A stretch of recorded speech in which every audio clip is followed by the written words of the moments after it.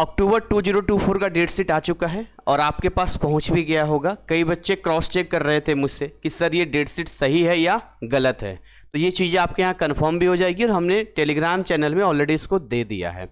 तो मुद्दा ये नहीं है कि डेट शीट में आज के इस वीडियो में बताएंगे कि इस सब्जेक्ट का एग्जाम इस दिन होगा, ये आप खुद भी देख सकते हैं। आज का ये वीडियो थोड़ा सा हटकर है, जहां पर हम अपने अनुभव के अनुसार आपको कुछ ऐसी बातें बताएंगे जो आपके लिए बहुत यूजफुल हो सकता है। जैसे कि आपका ड्रेस कोड कैसा होना चाहिए, एग्जाम सेंटर में आपको किन बातों का ध्यान रखना चाहिए और ऐसी कौन सी चीज़ें हैं जिसको फॉलो करके आप NIS बोर्ड में अच्छा परफॉर्म कर सकते हैं। तो देखिए, एक अच्छी चीज़ जो मुझे इस बार अच्छी लगी कि इस बार अक्टूबर में जो एग्ज़ाम है वो 22 तारीख से है। आप पिछला रिकॉर्ड उठाकर देखो, आज तक अक्टूबर का एग्ज़ाम 22 तारीख से नहीं हुआ है। वो हमेशा फर्स्ट वीक या सेकंड वीक से स्टार्ट हो जाता था। अब अगर इस बार 22 अक्टूबर से एग्ज़ाम स्टार्ट है, इसका मतलब है कि आपके लिए एक प्रॉपर टाइम है। कहते हैं ना, लास्ट टाइम में अगर एक दिन भी एक्स्ट्रा मिल जाए तो आपके लिए इतना यूजफुल हो सकता है कि आपके अगले दिन एग्जाम में आप अच्छा परफॉर्म कर सकते हैं। अच्छा नहीं तो छोड़िए, इतना तो कर सकते हैं कि आप पास कर जाएंगे। तो डेट शीट को सबसे पहले हम आपको यहाँ पर एक बार रिव्यू कर देते हैं। क्रॉस चेक में कई बच्चे जो है शक में हैं, उनको क्लियर करते हैं। देखिए, यही डेट शीट है जो आपके पास भी आया होगा। 22 अक्टूबर से स्टार्ट है, मंगलवार का दिन है। और यहाँ देखिए, सीनियर सेकेंडरी में जो हमारा स्टार्टिंग सब्जेक्ट यहाँ पर है, वेदाध्ययन है, अर्ली चाइल्डहुड केयर एजुकेशन है, employability skill and entrepreneurship 350 code का है। टाइमिंग आपका 2:30 बजे से होगा, 5:30 बजे आपका ओवर हो जाता है। और अगर हम क्लास 10th वाले की बात करें तो ये स्टार्टिंग कार्नेटिक संगीत और एम्प्लॉयबिलिटी से करते हैं। अब इसके अकॉर्डिंग आपके जितने भी सब्जेक्ट हैं, आप इसको आराम से बैठ के देखना। वीडियो में हम एक-एक करके नहीं डील करेंगे, लेकिन हाँ, कुछ मेन सब्जेक्ट के बारे में आपको बता देते हैं। जैसे अगर आपके पास साइंस है तो साइंस वालों के लिए तो इतना बढ़िया NIS बोर्ड ने इस बार किया है कि आपका साइंस का स्टार्टिंग ही 4 नवंबर है। हम मैथ की बात करें तो आपका मैथ का पेपर ही देखिए कितने तारीख को है, 19 तारीख को है। यानी मैथ के लिए तो 1.5 महीने का समय दे दिया आपको। और क्या चाहिए, NIS बोर्ड से क्या उम्मीद करते हैं आप? इतना एनफ टाइम दिया है कि अगर इस समय का सही उपयोग किया जाए तो चाहे वो क्लास 12th हो, चाहे वो 10th हो, इन सारे बच्चों के लिए ये कीमती समय उनके एग्जाम तक पहुँचने तक बहुत अच्छा परफॉर्म कर देगा। मतलब आपका सिलेबस, आपकी सारी चीज़ें यहाँ पर कर देगी। तो ये चीज़ें हो गई, यहाँ पर आप देख लेना। यहाँ पर आगे हम बात करना चाहेंगे कुछ ऐसी चीज़ें जो यहाँ पर दी जाती है। जैसे कि आपको क्या करना है, आप जब एग्जाम सेंटर जाएंगे तो सबसे पहले ड्रेस कोड की बात करते हैं। ड्रेस कोड में बच्चे कंफ्यूज होते हैं, सर कैसे कपड़े पहन के जाना चाहिए, सर ऐसा तो नहीं है कि मतलब हमें कोई मतलब अलग से, ऐसा कुछ नहीं है। आप नॉर्मल जैसे कपड़े आपके होते हैं आप वही कपड़े पहन के जाइए, कोई इशू वाली बात नहीं है। इसके अलावा लिखा है कि हॉल टिकट आपको जरूर लेकर जाना है। अब हॉल टिकट की बात करते हैं तो थ्योरी वाले का हॉल टिकट अब आ जाएगा, आप अपडेट बने रहिएगा, अपडेट पे आपको मिल जाएगा। जैसे आपका प्रैक्टिकल का हॉल टिकट आया था वैसे ही आएगा थ्योरी का हॉल टिकट। उस हॉल टिकट को आपको डाउनलोड करना है। डाउनलोड करने के बाद आपको वहाँ जाना है। ध्यान दीजिएगा, जिस दिन भी एग्जाम होगा उसके एक दिन पहले क्रॉस चेक जरूर कर लेना। कई बार सेंटर बदल दिया जाता है, ऑलरेडी मैंने पहले वीडियो में बता दिया था। इसके अलावा ये लिखा है कि जो आपका सबसे लास्ट एग्जाम होगा उसके 7 हफ्तों के बाद आपका रिजल्ट अनाउंस किया जाएगा। लेकिन NIS बोर्ड ये भी कहती है कि आप इसके लिए NIS में बार बार मैसेज, फ़ोन या कुछ चीज़ें ऐसा आप नहीं कर सकते हैं जिससे कि आप मतलब कहीं जी आपने तो कहा था 7 हफ्ते बाद आएगा, एग्जैक्ट डेट ये बैठ रहा है, लास्ट डेट के हिसाब से तो क्यों नहीं आया, मतलब थोड़ा ऊपर नीचे भी हो सकता है। इसके अलावा यहाँ पर और भी कई सारी चीज़ें हैं कि अगर आप पास करते हैं तो आपको मार्कशीट मिलता है, माइग्रेशन ट्रांसफ़र सर्टिफिकेट मिलता है। और जो आपको डेट दिख रहा है एग्जाम का, इसमें कोई चेंज जब नहीं आने वाला, यानी कोई टेंटेटिव नहीं है, ये फुल एंड फाइनल है। और यहाँ पर देखिए, वही बच्चे एग्जाम दे पाएंगे जिन बच्चों ने एग्जाम फीस सबमिट किया था। तो ये तो बात रही इनके गाइडलाइंस जो सबसे लास्ट में है, आप खुद भी पढ़ सकते हैं। लेकिन मैं कुछ और चीज़ें आपको बताऊंगा कि जब आप एग्जाम सेंटर में जाएंगे तो मैं आपको एक चीज़ बता रहा हूँ, हॉल टिकट के साथ में आपको एक ID प्रूफ साथ में रखना चाहिए। जैसे कि आपका आधार कार्ड।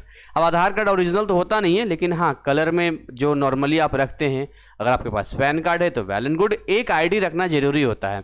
लास्ट टाइम हम एग्जाम दिलवाने के लिए गए थे तो वहाँ पर हमने देखा कई बच्चे बड़े परेशान हो रहे थे, ID उनके पास थी नहीं, फिर वो फोटो कॉपी कराएंगे, फिर वहाँ जाएंगे, और फ़ोन का उस तरह से अलाउ होता नहीं है।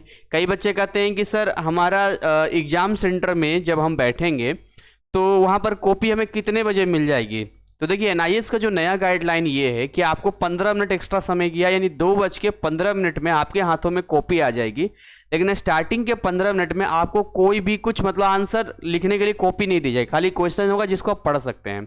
बाकी 2:30 से आपका टाइमिंग स्टार्ट होगा जो कि 5:30 तक होगा। 3 घंटे का ये प्रॉपर टाइम होता है। इसके अलावा और भी कुछ चीज़ें हैं कि सर कैलकुलेटर अलाउ करेंगे कि नहीं करेंगे, क्या कुछ होता है।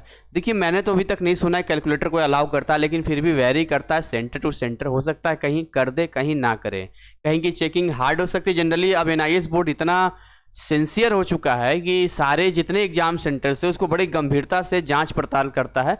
तो अब ऑब्वियसली बात है ये चीज़ें स्टूडेंट के ऊपर देखने को मिलती है। तो थ्योरी पेपर ऑब्वियसली इसमें हार्ड होने वाला है। हार्ड का मतलब है कि एक डिसिप्लिन रहेगा जहाँ पर आप देखेंगे कि भाई हर तरीके से बच्चे अपने हिसाब से एग्जाम दे रहे हैं, चेकिंग आ रही है, एनआईएस से ऊपर से भी आता रहता है।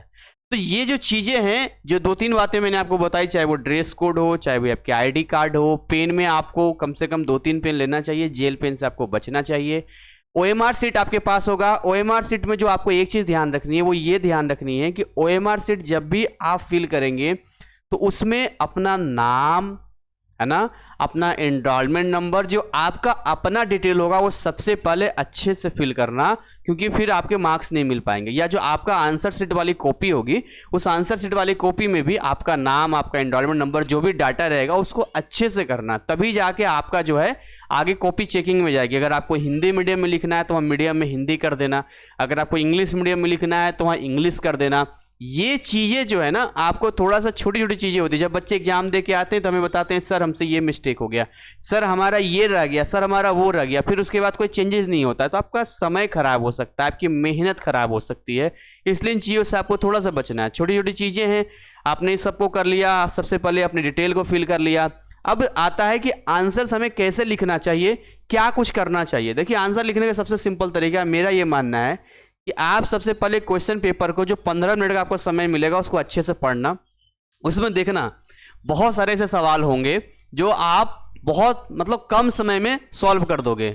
उन सवालों को सबसे पहले आप सॉल्व करना। मैं एक तरीका आपको बता रहा हूँ, सबसे पहले उन सवालों को सॉल्व करना। उसके बाद क्या करना है, आपको उन सवालों पर प्रयास करना है जो सवाल आपको लगता है कि आप नहीं कर पाएंगे या समय लगेगा, और आपको हर एक सवाल अटेम्प्ट करके आना है। मतलब ऐसा नहीं कि 3 घंटे का समय है, उसमें हमें 2 घंटे में हमने अपना जितना तक कर लिया और बाकी तो आ ही नहीं रहा है तो 1 घंटा बैठ जाते हैं। ये गलती मत करना। चाहे कुछ भी करना, हाथ चलाना, कुछ भी करना। हमने ऐसे ऐसे केसेस देखे हैं जहां पर हमने बच्चों को देखा है कि सर हम सारे क्वेश्चंस अटेम्प्ट करके आए थे, किस्मत ही अलग कहते हैं, और हमारा जो है इतना बढ़िया नंबर आ गया।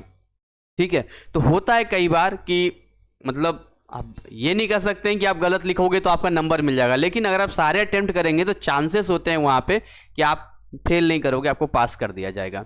तो ये कुछ चीज़ें हैं जो आपको अपने 3 घंटे का सही यूटिलाइज करना है, सही तरीके से उस समय को आपको यूज करना है, और अपने डिटेल के साथ साथ में आंसर्स में नंबर जरूर आपको लिखना है। जैसे कि अब मान लो एमसीक्यू क्वेश्चन है, वो तो खैर ओएमआर सीट में चला जाएगा, लेकिन बाकी के जो क्वेश्चंस हैं, जो आप थ्योरी टाइप के सब्जेक्टिव क्वेश्चंस होंगे, उसमें अपने क्वेश्चंस का नंबर लिखना बहुत ही जरूरी है।